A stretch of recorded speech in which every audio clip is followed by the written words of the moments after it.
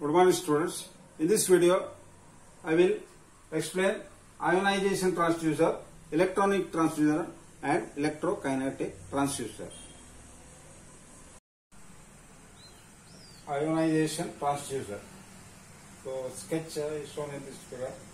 The sketch of the ionization transducer consists of a radio frequency generating place.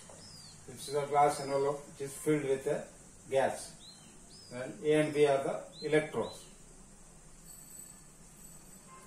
So an ionization transducer consists of a glass or a quad envelope with two electrodes A and B and filled with a gas or mixture of gases at low pressure as shown in the figure. The radio frequency generator impresses a field to ionize the gas inside the tube. As a result of the RF field, a glow discharge is created in the gas and two electrodes A and B detect a potential difference in the gas plasma. This potential difference depends on the electrode spacing and capacitive coupling between the RF plates and the gas. When tube is at the center position between the RF plates, the potentials on the electrodes will be same, but when the tube is displaced from the center position, a DC potential difference will be created.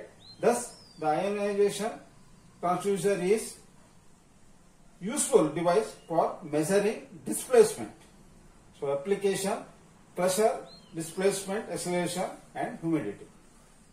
Next one is the electronic transducer. So, figure shows the schematic diagram of an electric transducer element. It is basically an electronic tube in which some of the elements are movable. In figure shown, the plates are mounted on an arm which extends through a flexible diaphragm in the end of the tube. A mechanical movement applied to the external end of the rod is transferred to the plates within the tube, thereby changing the characteristics of the tube. So, application: electronics transducer element is used as a surface roughness indicator, accelerometer, pressure and force measurements.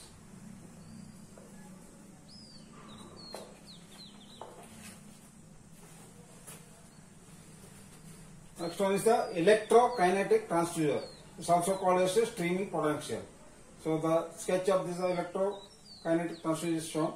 So it consists of a impermeable porcelain ring. Then this is the central porous disc, porcelain disc. Then wire mesh electrode. Surrounding the area is wire mesh electrode. Then this is covered by the thin diaphragm. Then it is filled with a polar liquid. So polar liquid may be water, methanol or acetonitrile. Then the bottom of the porcelain ring is connected to the aluminum strip. This is the output.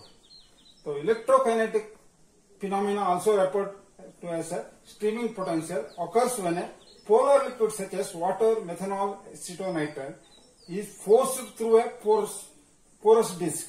When a liquid flows through the pores, a voltage is generated which is in phase with the and directly proportional to the pressure across the faces of the disc. When the direction of flow is reversed, the polarity of the electrical signal is also reversed. An unlimited supply of liquid is required on the upstream side of to measure the static differential pressure with this electrokinetic pickup. Since it is impractical, finite amount of liquid is constrained within the electrokinetic cell. That is, the device is used for measuring the dynamic rather than the static pressure requirement. Figure shows a typical electrokinetic cell consists of a porous porcelain disc fitted into a center of an impermeable porcelain rings. Thin diaphragms are tightly sealed on either side, retain the polar liquid, which fills the space between the diaphragm and the wire mesh.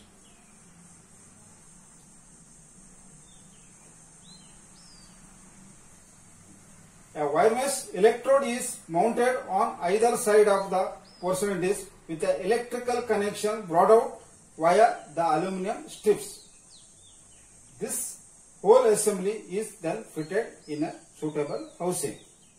So application of this electrokinetic transducers are: the electrokinetic transducer used for the measurement of small dynamic displacement, pressure and acceleration. Limitations. So electrokinetic transducer is cannot be used for the measurement of static quantities. Thank you.